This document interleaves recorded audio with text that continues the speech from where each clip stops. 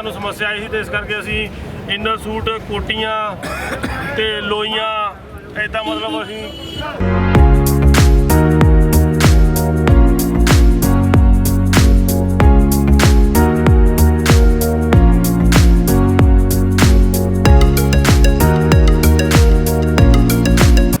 पंजाब से आए, जिला कपूरथला है हमारा।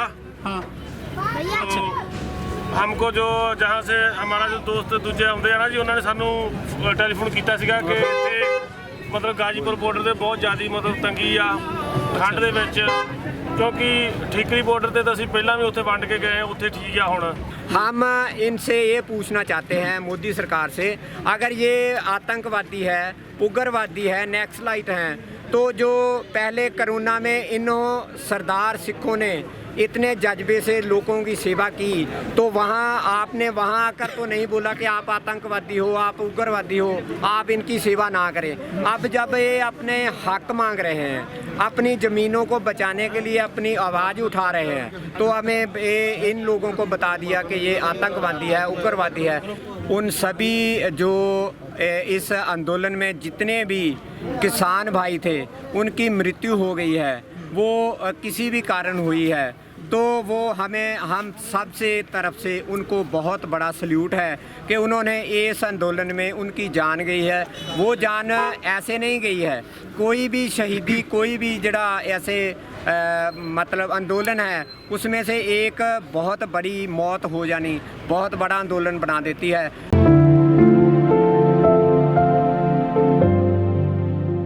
प्रवासी भारतीय जो हैं, वो हमें उनके भी वहाँ इतनी दूर बैठे, उनके भी दिमाग में है, वो भी हमारे इधर मिट्टी से जुड़े हुए हैं। उनके भी दिमाग में है कि उनके बाप, उनकी माताएं, उनकी बहनें, उनके बेटे, उनके छोटे बच्चे जो इस काले कानूनों के विरुद्ध जो आंदोलन हो रहा है दिल्ली में, उनमें बहुत सारे जो दुख है उनके इतनी दूर बैठे, उन्होंने भी अपने महसूस किया कि यहाँ बॉर्डर पर जो उनके जो बुजुर्ग हैं, माताएं हैं, उनकी बहनें हैं, वो इतनी ठंड में इधर रातें काट रहे हैं इन काले कानूनों को रद्द करवाने के लिए। तो उनको दिमाग में आया कि हम भी कुछ थोड़ा बहुत अपनी तरफ से सेवा करें, तो उन्होंने अपनी कमाई से जो भी नेक कमाई है उनमें से अब हमारी ड्यूटी लगाई कि आप वहाँ जाकर पहले देखिए क्या चाहिए। तो हमें जो महसूस हुआ कि इधर ठंडी में बहुत ज़्यादा लोड है स्वेटर कोटियों की, वो उनकी सेवा में हम यहाँ लेकर आए हैं। बाजी,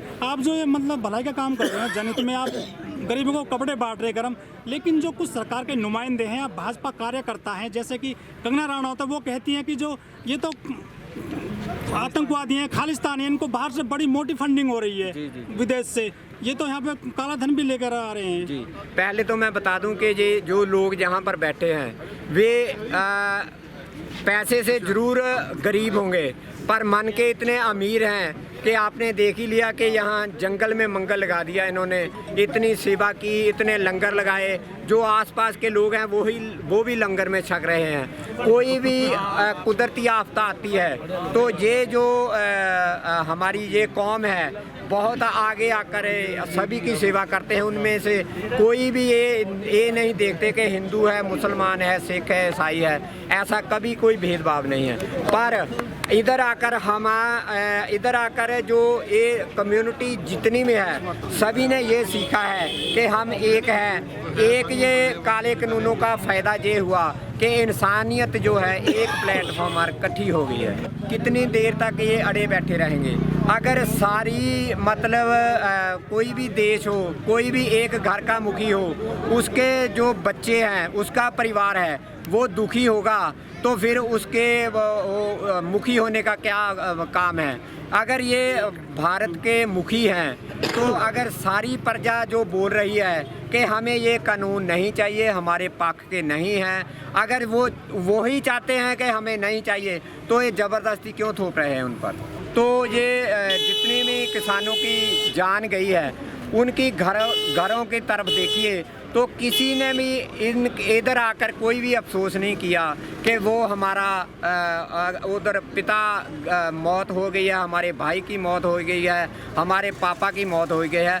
इस कौम का इतना बड़ा जिगरा देखो कि वो उस परिवार से एक जी भी चला गया, पर फिर भी उनका हौसला देखिए, उन्होंने कोई किसी से शिकायत नहीं की कि वो कुदरती वैसे मौत हो गई। जो आपने बताया कि वो वकील साहब इतने पढ़े लिखे, इतना पढ़ा लिखा आदमी, इतने कानूनों की जानकारी रखने वाला, वो अगर ऐसा स्टेप उठाता है तो उनकी भावना कितनी आहत हुई होगी जिन्होंने इतना बड़ा अपनी जान देने तक का ऐसा फैसला ले लिया। तो ये बहुत बड़ी शहादत है उनकी तरफ से। उससे पहले एक संत थे रामदास जी झिंगड़ा वाले, उन्होंने भी ऐसे ही आत्मदाह कर लिया, वो भी इस आंदोलन में से बहुत बड़ी शहादत है। बाजी, जो मोदी सरकार है, चाहे नोटबंदी हो, GST हो, 3 तलाक हो, 370 हो, 35 हो, किसान कानून हो, कोई भी कानून सरकार ने वापस नहीं लिया, किसी पे भी बैक गेयर नहीं लगाया है, तो क्या लगता है क्या इस कानून को लेकर सरकार कुछ पीछे हटेगी? सभी भारतवासियों को, वैसे जब उन्होंने पहला ये एक निश्चय लिया था कि नोटबंदी करवाई, फिर GST लागू करवाई, वो सभी भारतीयों को एक जगह इकट्ठे होकर उन कानूनों का विरोध करना चाहिए था। सिर्फ लोगों ने क्या किया, अपने एक दूसरे से सलाह करते रहे कि ये गलत किया, ये गलत किया, पर एक प्लेटफॉर्म पर वो इकट्ठे नहीं हुए। वो सभी लोग अगर वो ऐसे इकट्ठे हो जाते जैसे ये किसान इकट्ठे हुए हैं, तो ये इतनी नौबत ना आती है इस कानून को भी लाने में। सर, पिछले साल शाहीन बाग में आंदोलन चला था, तब भी रोड जाम रहा था। उस आंदोलन में, इस कानून में थोड़ा सा फर्क बता दीजिए। बहुत बड़ा फर्क है। ये किसान आंदोलन जो है जन आंदोलन बन गया है। सभी कोई भी ऐसा आदमी नहीं है जो इसमें नहीं कूदा है। पंजाब से ये शुरू हुआ, उसमें से हरियाणा के लोग भी, हरियाणा के किसान भी इसमें आकर इनमें से जुड़ गए। वो क्या कहते हैं, महाराष्ट्र के किसान भी यहाँ, गुजरात के भी यहाँ, यूपी के भी किसान यहाँ आ गए।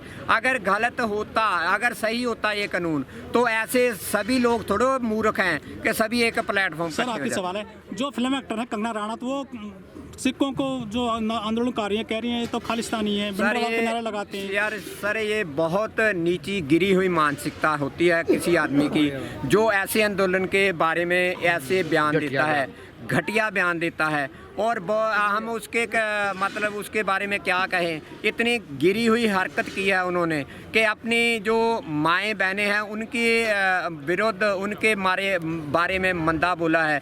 एक औरत होकर औरत के बारे में मंदा बोले, इससे बड़ी गंदी बात क्या हो सकती है? सर, सन्नी देओल है, हेमा मालिनी है, धर्मेंद्र हैं, वो भी अपने को आपको किसान बताते हैं और वो बीजेपी के जो है प्रतिनिधि हैं, तो क्या कहना चाहेंगे उनके लिए? बहुत बड़ी शर्म वाली बात है जो पंजाबी होकर, अगर पहले तो ये सारे भारत का आंदोलन है, पर फिर भी वो पंजाब जो खेती प्रधान सूबा है, उसमें से जाकर एक बहुत ऊंचे ओहदे पर कह लो, या एक बहुत सेलिब्रिटी, बहुत ऊंचा बन गया हो, उनके